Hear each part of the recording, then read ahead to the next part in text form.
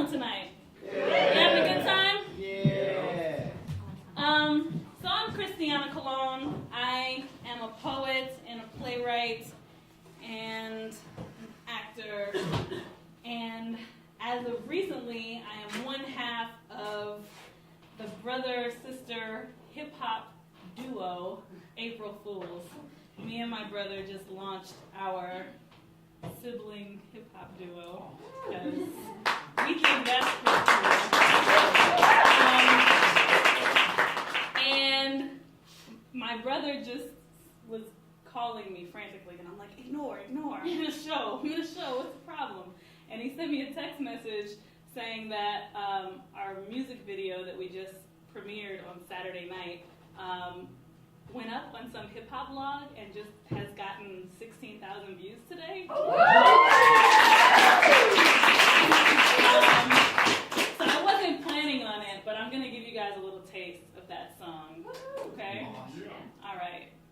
Traffic, rain clouds, acid, blue to the red to Michigan Ave. Stocks are sliding, lock up your bikes, take your seat and your front tire with you to class. Traffic, Randolph to Jackson, Grant to Millennium, belligerent cabs, Pilsen to Wilson, salt trucks down Division, citywide, city pride, Dallas cast for my dad. Farmers, markets, paupers, artists, joggers, dog sitters, heartless, sergeants, parking charges unless you're carless, Arctic marches to neighborhood targets to fill up your cart with sidewalk salt. It's 1:17, how's that final call? Nations playing that final call, DJ spinning that vinyl raw. Just wait till July, your spine will thaw. Is the heat index still climbing, dog? Is she still wearing those violet Uggs? Still scared swearing she might get mugged. Is the State Street Macy's hiring thugs? Are your new Blick acrylics vibrant enough? Do the neighborhood kids crack the hydrant enough? Did you see by the lake how the lightning lit up the sky of Chicago? It's time to get up.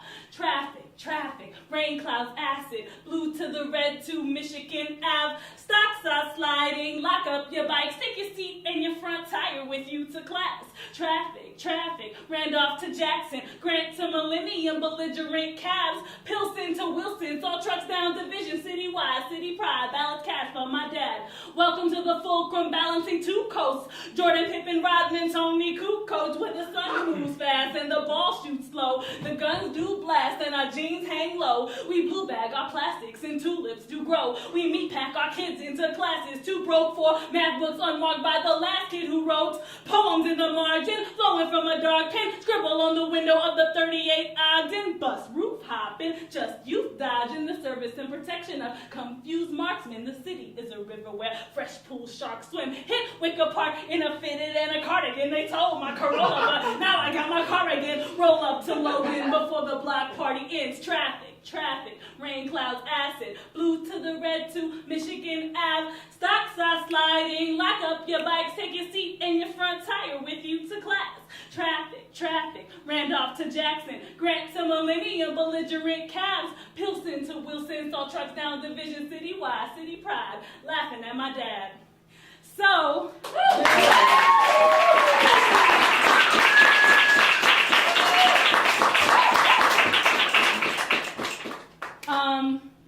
our mother's name is April. Yesterday was her birthday. It's true. So the name of our hip-hop duo is April Fools. So when you want to go check us out on Bandcamp, that would be aprilfoolschicago.bandcamp.com. And please go look at the video on YouTube, because I'm pretty excited to see that 1 million people have looked at my video by the time I get off stage. So I'm going to do a mix of that kind of stuff and read some poems and maybe do a monologue excerpt from my solo show, kind of a variety show. Myself. Is that okay? Hold. And so what that we sewed lashes to the eyelids of the moon? Dilated the sky's cervix and climbed high inside her womb. In June, I was Oshun, and I applied the night's perfume to the hollow of my collarbone and invited him to prune away the shadow shroud I plied upon my loom. And So what that we ignited violet branches in my room, shook the blooms asunder, blanched the thunder with our tune. We were titans hiding in the shrubs that lined the tombs of Babel. Playful in our nakedness, we prattled, daft about how craftily we painted parallaxes. I watched him raptly humming. He'd already won the battle, contemplating atoms and his brandied Adam's apple. But no matter, had we splattered the canvases of Saturn, built pyramids on Pluto, or graffitied Venus caverns, he sees me no cosmic sovereign, though I jewel his crown with stars. A glitter-faced infatuate catching drinks slid down the bar, so no matter that we flattered ourselves splinters of the fracture between the ribs of Eden and the breath of heaven's blackbirds, I am giggle-throated gloater, straddling to ease his back hurts, licking ligaments and knees ripped on the edge of April's laughter. And so what? That I refuse to glue back the glass that shattered. I am prism-skinned remembrance staining days with my refraction.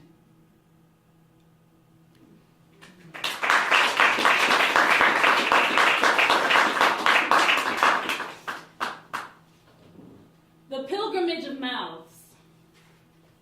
My throat is a winding staircase of stone, where words pace up to my teeth's narrow apertures and dare jump. Other nights, I choke on their clumsy catapult down into the royal of my belly, a cauldron, stoked by slow sipping a 12-year Barbadian rum. I approach the decade with eyes focused ahead, squinting to discern the unfamiliar shape growing edges against the dark like an animal slowing in the center of the road. A woman, wearing green mascara and rabbit fur, resisting nothing, delivering two naked bodies into the other's mouth. Remember, my mouth was full of bullets I let dribble to my living room hardwood, one at a time, blackbirds falling from the aviary of my jaws. Some nights, my throat is a rifle's cold catheter, holding breath, a sacral growl threatening to unsteady the trigger, but not on this first morning. In the year of car keys locked in my dangling Dodge, a future lover with a wooden wedge and a hammer, my throat is a blade's narrow sheath, a panopticon caging the columnar waver of a question, or a poem, or an apology. Before I can first earn forgiveness, I must fumble the rum glass too near his piano, and then my throat becomes a lighthouse. And every lover I'll have this year is churning oars toward the intermittent fingers of light I send curling into the black grain of months yet to learn the density of sound. My ribs are a parapet for the pilgrimage of mouths, whose poems are not metaphors for kisses.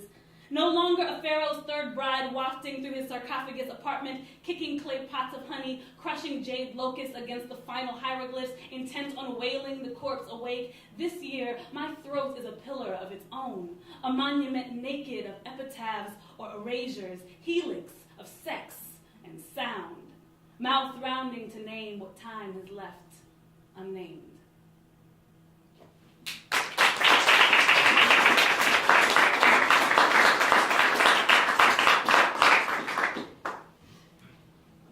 Why the woman undecided leaving? Or, I became a ghost at Luis Munoz Marin. When your woman sits across your kitchen island, smiling at the glint of your curved blade, having the horn of coral papaya I bought to thank you for our Sunday lovemaking, I urge my ghost to keep quiet in the corners, to still her flitting reflection in the island's flat granite, to knot herself into the pink light summer sun slicks across your kitchen hardwood.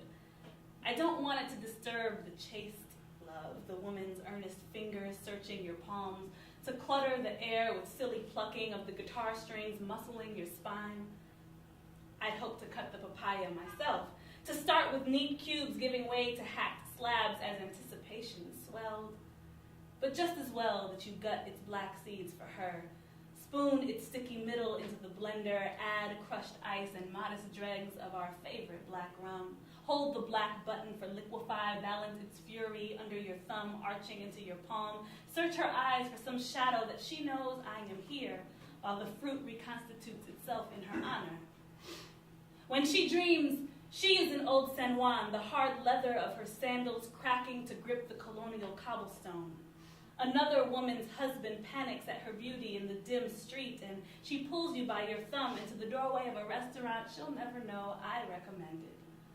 The bartender will float rose petals in a cocktail that doesn't dull the sense that my laugh quakes in the clatter of her fork to the stone floor. When she sleeps, her spine is an ampersand nestling into your chest. You trace the curves of her face and forget efforts to silence my shadow hanging in your closet like a bat. She is dreaming El Morro blocks the ocean moon, that its dungeons muffled, manacled ghosts of slaves singing into the angry tide. There's an open market in Plaza de Colón today where daughters of slaves sell bracelets carved with cola nut or coral, and she loses your face in the crowd. Hundreds of husbands are shoving their trinkets at her, shouting their song that parcha helado is only $2, a freshly hacked coconut, only $1. But she doesn't want their fruit, only for your thumb to appear in her palm, you lilting her panic aside to say, I'm here. I'm here.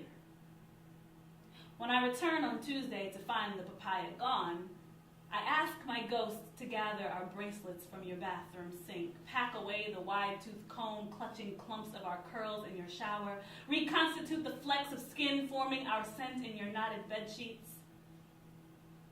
But your woman has already collected them all. The muffled shriek of my shadow, desperate to escape the plaza of her dark dreams.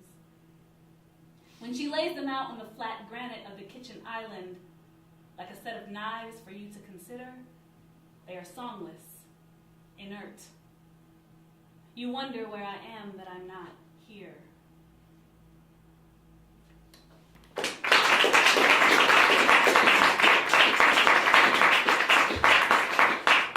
So this monologue is an excerpt from my one-woman show, and I was riding the North Avenue bus and listening to this woman talk, and she was so amazing to me that I did the art school thing and pulled out my notepad and started transcribing what she was saying, and then I took my illegible notes home and sort of shaped it into this monologue of this woman on the bus.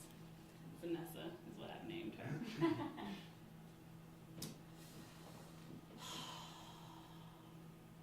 It's hot as hell up in here, man.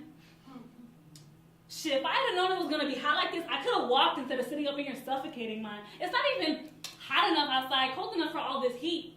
Man. Let a bitch run up on me. Ha! She'll wish she never did that shit. Nah, a bitch run up on me, I bet you she won't ever run up on any other female again. In my face? A bitch would have to be real quick to hit me in my face.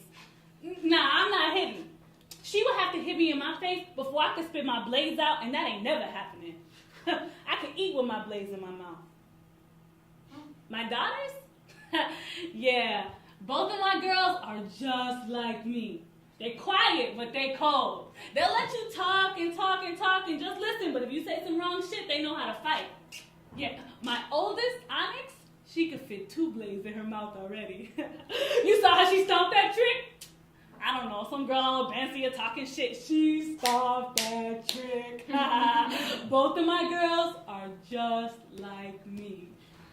Yup, them's my girls. Onyx and Lori. Them some bad bitches. When Onyx was like 13, these dudes around the block was messing with her, right? She's walking home from school, and they yelling at her, grabbing her and shit, talking about why did she come to Smiley's crib and smoke with them, talking about, well, she too stuck up to come chill with them. But she knew better, because I taught her not to be no hoe. She knew that they just wanted to fuck her, so she comes home one day all crying and shit, talking about, Vanessa, Smiley and his cousins keep fucking with me, and today they pinch my titties and call me a stuck-up rat. You know what I did? I slapped the shit out of her. What the fuck are you doing coming in here crying to your mother about Smiley and his punk-ass cousins? You let the motherfuckers put their hands on you? And she's turning all red and crying and shit. Let me go, Vanessa, what the fuck? What do you want me to do, fight all of them? Yes, bitch, what you thought? I says to her, go in the kitchen and get the lock off of the back door.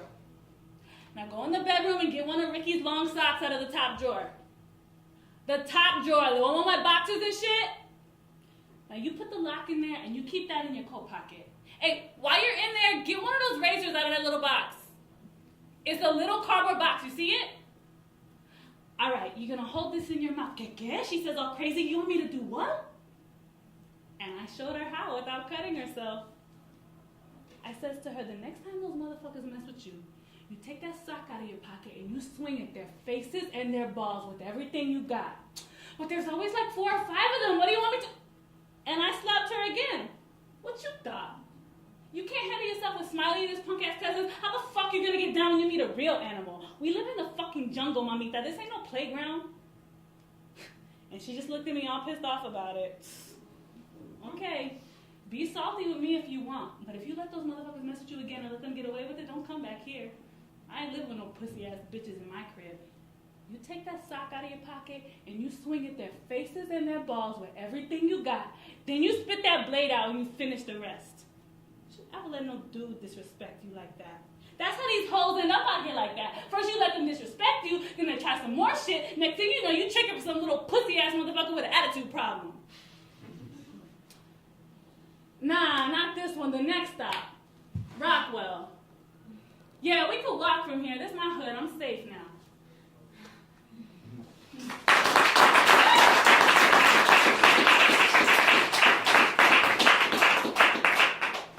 Alright.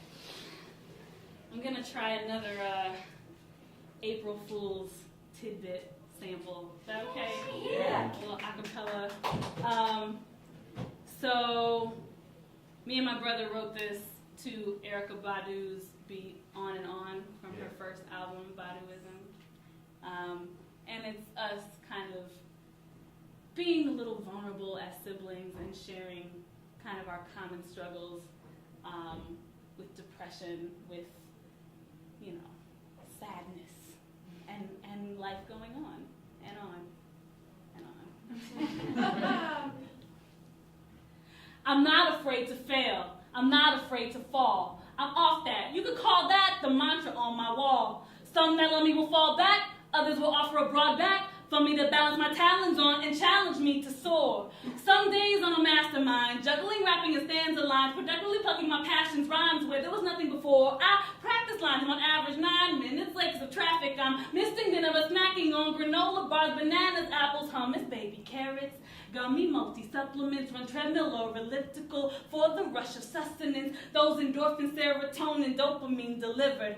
Actively fashioning happiness from neurotransmitters, but that only happens half the time. Sometimes the sun only has half the shine. Panic attacks losing half my mind. Hammering back a glass of wine. Insomnia, self-medicate to regulate the misery. Meditate to catch a break and try to be more sisterly. The web feels like my only friend. The universe ain't hearing me. Feel more wretched every second. My reflection peers at me. I fear he'll peep the tears the streak and start the disappearance speech. It's weird for all my peers to see the darkness that appears in me. It's not that I'm ungrateful for the failed attempts at cheering me up and dizzy down to a journey and plowing through lovers and ounces who found us alone and zoning unconscious. Like winning basements had no business down there, but pass me the bowl and pass me the crown. Don't ask me how aptly I'm asking you a frown. Don't ask me when hands cause the damage I have. Or guess on Saturdays after a round. Intentions affecting my memories, but with forgetting identities. I'm back again now. I'm off the stress. I'm off my debt. I have so much to offer. Blessings never felt so water for the garden in my chest. So I'm off obsessive bartering the parcels of myself. And I'm off negative partnering, not fostering my health. And I've never been a martyr, Joan of Arc. I never will. The difference between sympathy and empathy is real. So I'm on that, like a wombat, on a long branch in the outback. Minding vagina so light in my mind, and finally I found that. So I'm on love, it was wrong once, but I'm open again like a mousetrap in a house that has a house cat. Patrolling the kitchen, I pounce at opportunities and new degrees of doing me, improving each pursuit I see. Don't you be confusing me with the human that I used to be. I'm off her now, we on our April foolery, and I'm on that, run a song back, give all applause that's due to me.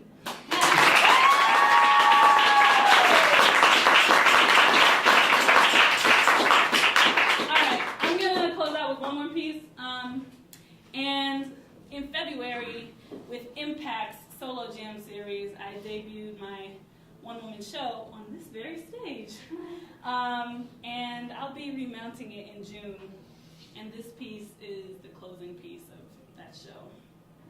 But it's not a spoiler, so you should definitely come see the show still in June when it goes up at the Logan Square Art Center. Instructions for the next heartbreak. It's okay. It's okay to staple your curtains over the sun.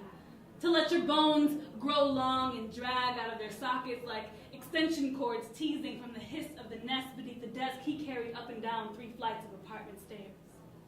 It's okay to remember how much you weigh without lungs full of another's breath, how night becomes a toothless cackle when stars are plucked away like bits of shell from the raw egg slop the sky keeps trying to pass off as sky.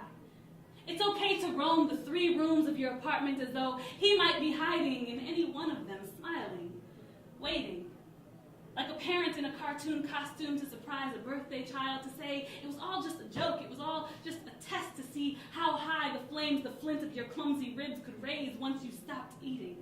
It's okay to dig holes into the beams of your back porch and plant shards of the bowl you battered against the wall to blot out your screams, to water this strange garden with webs of blood that balloon from your throat like bubble gum each time you try to pronounce his name. It's okay to rake your ankles across the asphalt of Lakeshore Drive and perch naked on the median like a steel-beaked gull and squawk at the traffic that you'll let no one help you down but him, that you know he'll come, he'll skid to the shoulder any minute now to pitch a sweater over your purpling breasts, blow the hypothermia from your fingernails, kiss apologies into your elbows. It's okay to hail a cab when he doesn't, to let the scabs of your lips glisten like mating beetles under the gloss you apply in the driver's rear view, to dare the driver to chase you into your courtyard when you slam the cab door without paying your fare. It's okay to keep revising your obituary, adding that you were the one that shook 3 days of snow from the thunder-thatching black clouds, scratching out, survived by a loving husband and 2 beautiful daughters, scratching out the list of names he made in your diary, scratching out the pearls of memory that keep pimpling the places he last kissed, blistering the path his hands last traveled in the valley of your back. It's okay to be kissed again. To finally take the blender out of the box, to find a morning when your floorboards are warm enough to fill it with cinnamon and frozen peaches. It's okay to dismantle the chandelier of rum bottles, the wind chime of kitchen knives whose winter piccolo whistled your night terrors alive. It's okay to peel yourself out of yourself and shuck away the shell. It's okay to swell into a god when you find yourself still breathing and with all 10 of your digits accounted for, to assure the audience that a tongue will grow back when you promise the magic trick of gutting yours from the cobweb coffin of your jaws on stage. You've done this before and you know it will be okay. You will love and bleed and love and bleed and love and bleed until you stop believing that love requires quarts of blood or quartered limbs or coins for the ferry. It's okay to tell the ferryman to go on without you. You've lost your quarter for the toll anyway, and it's okay that you're here now. It's okay to be here now. You're here now. You're here.